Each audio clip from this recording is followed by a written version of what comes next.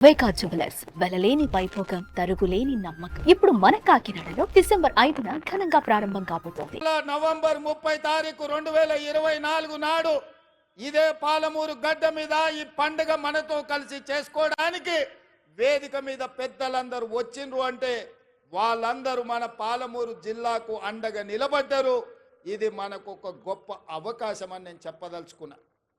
మిత్రులారా, ఇవాళ నేను మిమ్మల్ని అడుగుతున్నా, ఇవాళ టీఆర్ఎస్ నాయకులు, బీజేపీ నాయకులు, ముఖ్యంగా బీఆర్ఎస్ వాళ్ళు, చంద్రశేఖరరావు గారి కుటుంబం ఏ రకంగా మాట్లాడుతుండ్రో, ఏ రకంగా విమర్శిస్తుండ్రో, ఏ రకంగా తిడుతుండ్రో నిశితంగా మీరందరూ గమనించండి.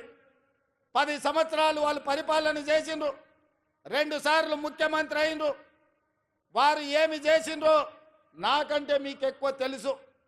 ఎందుకంటే ఈ మట్టిని నమ్ముకున్న మీరు, ఈ మట్టిలోనే పుట్టి మట్టిలోనే కలిసే మీరు, ఈ మట్టే శాశ్వతమని నమ్మిన మీకు రైతు రుణమాఫీ గత ప్రభుత్వంలో జరిగిందా? రైతుకు గిట్టుబాటు ధర వచ్చిందా? ఆనాడు చంద్రశేఖరరావు గారు స్వయంగా మాట్లాడిన మాటల్ని ఈనాటి రైతాంగం మర్చిపోయిందని వారు అనుకుంటున్నారా? ఆనాడు ఒరేస్తే ఉరేసుకున్నట్టే అన్నది ఈ పెద్ద మనిషి చంద్రశేఖరరావు గారు కాదా? ఇవాళ మరి నేను మిమ్మల్ని అడుగుతున్నా, మీ ద్వారా ఈ తెలంగాణ రాష్ట్ర రైతాంగాన్ని నేను అడగదలుచుకున్నా.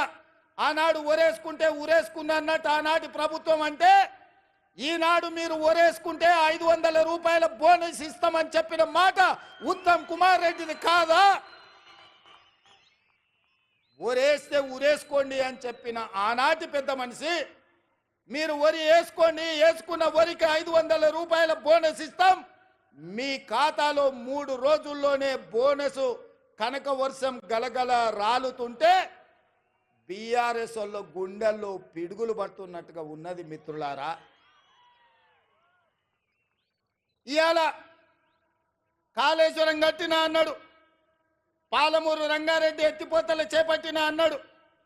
ఇప్పటి వరకు 10 సంవత్సరాలలో ఆనాటి చంద్రశేఖరరావు గారు కేవలం సాగునీటి ప్రాజెక్టుల కోసం, కాంట్రాక్టర్ల కోసం 1,83,000 కోట్ల రూపాయలు ఖర్చు పెట్టిండు. అందులో కాళేశ్వరానికి 1,02 కోట్ల రూపాయలు, 1,02,000 కోట్ల రూపాయలు ఖర్చు పెట్టిండు. 1,02,000 కోట్ల రూపాయలు ఖర్చు పెట్టి ఆనాడు పండిన పంటను కాళేశ్వరం నీళ్లతో పండించిన అని గొప్పలు చెప్పుకున్నాడు. వారు చెప్పుకున్నప్పుడు మేమేం అనలేదు. కానీ వారు కట్టిన ప్రాజెక్టులు సుందిల్ల కావచ్చు, మేడిగడ్డ కావచ్చు, అన్నారం కావచ్చు, ఈ బ్రిడ్జ్లు, బారేజీలు కుప్పగూలిపోయి చుక్క నీరు లిఫ్టులు చెయ్యకపోయినా, ఈనాడు కాంగ్రెస్ పార్టీ అధికారంలోకి వచ్చిన తర్వాత కాంగ్రెస్ పార్టీ కట్టిన ప్రాజెక్టులు, అది జూరాల కావచ్చు, శ్రీశైలం కావచ్చు, నాగార్జున సాగర్ కావచ్చు, నెట్టంపాడు కావచ్చు, కోయిల్ సాగర్ కావచ్చు, శ్రీరామ్ సాగర్ కావచ్చు, మంజిరా కావచ్చు, లేకపోతే శ్రీపాద ఎల్లంపల్లి కావచ్చు, ఇందిరా సాగర్ కావచ్చు, సీతారామ సాగర్ కావచ్చు, ఈ ప్రాజెక్టులన్నీ ఆనాడు కాంగ్రెస్ పార్టీ కట్టి ఆ ప్రాజెక్టుల ద్వారా నీళ్లు ఇచ్చి వరుణుడు కర్ణిస్తే ఈ సంవత్సరం కాళేశ్వరం లేకపోయినా, చుక్క నీరు ఇవ్వకపోయినా 1,53,00,000 మెట్రిక్ టన్నులు చరిత్రలోనే స్వతంత్రం వచ్చినప్పటి నుంచి ఈనాటి వరకు 75 సంవత్సరాలలో ఏ రాష్ట్రం ఉత్పత్తి చేయనంత ఉమ్మడి రాష్ట్రం 23 జిల్లాలు. ఇవాళ ఆంధ్రప్రదేశ్లో ఉన్న 13, తెలంగాణలో ఉన్న 10, ఉమ్మడి 23 జిల్లాలలో కూడా ఒక పంటకు 1,53,00,000 మెట్రిక్ టన్నుల వడ్లు ఎన్నడు పండలే.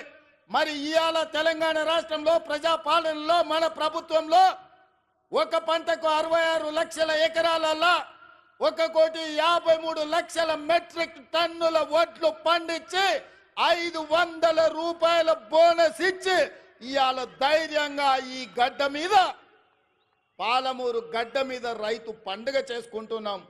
మనకు రైతు పండుగ చేసుకునే హక్కు లేదని బీఆర్ఎస్ వాళ్ళు అంటుండ్రు. మీరు ఒక్కసారి ఆలోచన చేయండి మిత్రులారా. 10 సంవత్సరాలు, మొదటి 5 సంవత్సరాలు 1,00,000 రూపాయల రుణమాఫీ చేస్తా అన్నాడు. 4 విడతలు అన్నాడు, మిత్తి నేనే కడతా అన్నాడు. ఆయన కట్టిన దాంట్లో అసలు కంటే మిత్తికే ఎక్కువైంది. 2018 నుంచి 2023 వరకు మళ్ళీ 1,00,000 రూపాయల రుణమాఫీ చేస్తా అన్నాడు.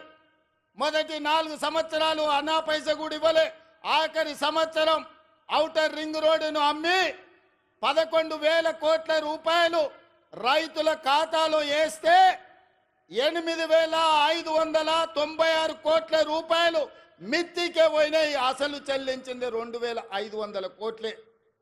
మిస్టర్ హరీష్ రావు గారు, మీరు వినండి స్పష్టంగా. ఆర్థిక మంత్రిగా మీరు బాధ్యత నిర్వహించింది కదా.